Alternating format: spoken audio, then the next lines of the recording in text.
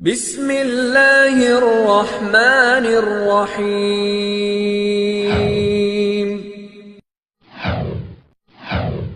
اللہ کے رسول صلی اللہ علیہ وسلم ابی ابن کعب رضی اللہ تعالیٰ عنہ کے پاس گئے۔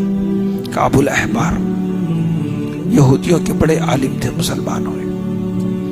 کہا کعب یا رسول اللہ لبیک، کہا کہ کعب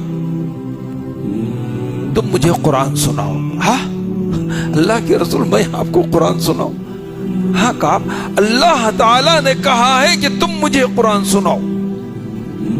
اللہ سمانی من سبع سماوات، اللہ کے رسول اللہ تعالیٰ نے میرا نام 7 آسمانوں کے اوپر سے لیا ہے کہ میں آپ کو قرآن سناؤں؟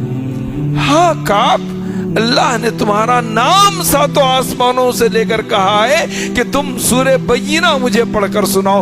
لم یکن الذین کفروا من اہل الکتاب والمشرکین منفکین حتی تأتیہم البینہ۔ خوشی سے رو پڑے۔ اللہ کے رسول صلی اللہ علیہ وسلم قرات سن رہے ہیں ابی ابن کعب سے، ابی ابن کعب سے قرات سن رہے ہیں۔ اب تصور کیجیے ہمارے نوجوانوں کو آج کیا کیا نہیں معلوم ہے، کتنے پلیئروں کے نام یاد نہیں ہیں، کتنے کھلاڑیوں کے نام یاد نہیں ہیں، کتنی ڈیوائس کے نام یاد نہیں ہیں، کتنے موبائل کے نام یاد نہیں ہیں۔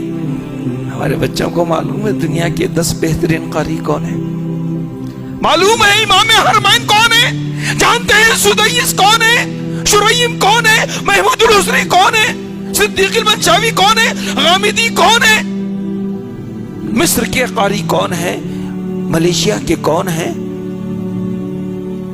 ہمارے بچوں کو نہیں معلوم، ہم سنتے ہی نہیں ان کو، ہمیں جانتے ہی نہیں ان کو۔ سننا کیا چیز ہے اس سے ہم ناواقف ہیں۔ انٹرنیٹ پر مار کر دیکھیں آپ کو معلوم ہوگا پہلا دنیا کا سب سے زیادہ سنے جانے والا قاری کون ہے، کتنے لاکھ لوگ اس کو سنتے ہیں۔ ہمارے بچے کتنے سنتے ہیں، ان کو یہ معلوم ہے اس بار کون سا گانا فرسٹ آیا، اس بار فرسٹ رینک پر کون ہے، سیکنڈ رینک پر کون ہے، کون سی میوزک چل رہی ہے، کیا چیز ڈاؤن لوڈ کر رہے ہیں۔ کتنے بچے ہمارے ایسے قاریوں کو ڈاؤن لوڈ کر کے سنتے ہیں، یہ شعور نہیں ہے۔